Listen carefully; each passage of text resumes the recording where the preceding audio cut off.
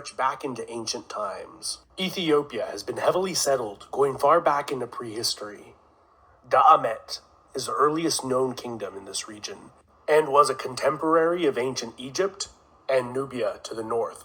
On the opposite side of the Red Sea, facing Da'amet, was the kingdom of Saba in modern-day Yemen.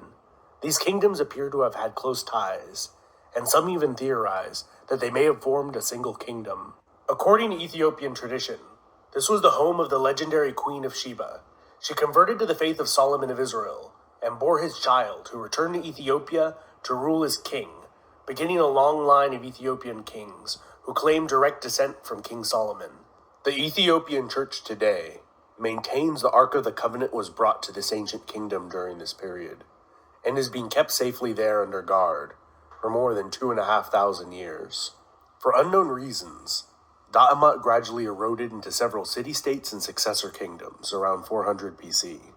One of these, Aksum, would evolve into the first well-documented great power to rise in Ethiopia, and was able to unite the northern Ethiopian highlands beginning around the 1st century BC, where they established bases on the Ethiopian plateau and from there expanded. By the 1st century AD, they became a major player on the commercial route between the Roman Empire and ancient India. A notable Persian religious figure and scholar of the time regarded Aksum as one of the 4 great powers of his day, alongside Persia, Rome, and China. To facilitate this booming trade, the Aksumite kings minted large amounts of gold currency that became widely used and have been found throughout the Mediterranean to India. Around 325 AD, the king Ezana converted to Christianity, making it the state religion, and was also the first state to ever use the image of the cross on its coins. Ezana campaigned against the kingdom of Kush to the north, as far as the borders of the Roman province of Egypt, and is believed to have been the reason for that 1,000-year-old kingdom's collapse. Included in his many titles were King of Kings, King of Saba, King of Salhen, and King of Himyar, which are all in modern-day Yemen, indicating that he either controlled or annexed these kingdoms. Or perhaps they were merely tributaries. The kingdom of Aksum would reach its apogee during the reign of King Caleb, who invaded the Arabian Peninsula in 520 with a vast army against the Jewish king Yusuf of Himyar, who had been persecuting the kingdom's Christian population. 5 years after installing a native Christian viceroy, one of his own Aksumite generals killed the viceroy and declared himself king of Himyar. This general turned king, Abraha of Himyar, is mentioned in the Quran for his failed invasion of Mecca in the year 570.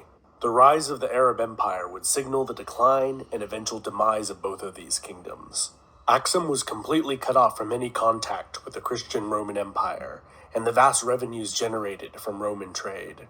The kingdom of Aksum had a slow decline and began to contract back into the highlands. The kingdom of Alodia formed on its northern border and converted to Coptic Christianity and spoke a Nubian dialect, in contrast to Aksum's Semitic dialect and script, used since the days of Da'amet in the 9th century BC.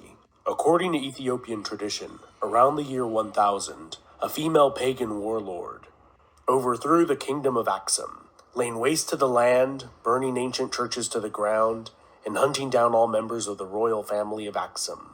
The last of her dynasty, which ruled over a much diminished kingdom, was overthrown by Maratakla Haymanot in 1137, establishing the Zegwe dynasty, although some scholars believe this dynasty was established earlier. The most famous ruler of Zegwe dynasty was Gebre Lalibela, who constructed 11 churches, carved straight from a single piece of stone, and attempted to construct a New Jerusalem as his new capital in response to the capture of the Old Jerusalem by the Muslims in 1187. Despite the piousness of the Zegwe, they had one thing working against them in the eyes of many of their subjects. They did not claim direct descent from the biblical King Solomon, and around the year 1270 they were overthrown by a dynasty that did claim Solomonic descent. This Solomonic line of kings ruled Ethiopia for more than 700 years, with a brief interruption during the 14-year Abyssinian Adal War, in which the Adal Sultanate was able to annex Ethiopian Abyssinia with Ottoman help, only to be beaten back to their original borders by the Ethiopians with Portuguese assistance. The Age of Princes was a period in Ethiopian history from 1769 till 1855, when the country was de facto divided within itself into several regions, with no effective central authority. It was a period which the emperors from the Solomonic dynasty were reduced to little more than figureheads, confined to the capital city of Gondar, and local warlords fought each other for supremacy. This came to an end with the reign of Tewodros II, who re-established his dynasty's authority over the nation. However, this respite was short-lived, and he would commit suicide instead of being taken prisoner by a British expedition. The British would sack the Ethiopian capital and carry the Solomonic dynasty's crowns and treasure they had accumulated over the centuries back to Britain.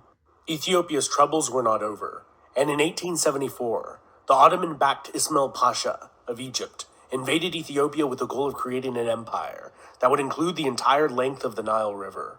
His sizable army included a large number of recruited American and European officers. The Ethiopians had been working hard on organizing and modernizing their military since their experience against the British, and were able to utterly defeat the Egyptians in 2 decisive battles. The Ethiopian Emperor Yohannes would die in battle against a Sudanese raiding force 13 years after defeating the Egyptians. His successor, Menelik II, would expand the Ethiopian Empire and defeat a full-scale Italian invasion. The technologically superior Italians were decisively defeated in a bloody war that they expected to be a casual affair.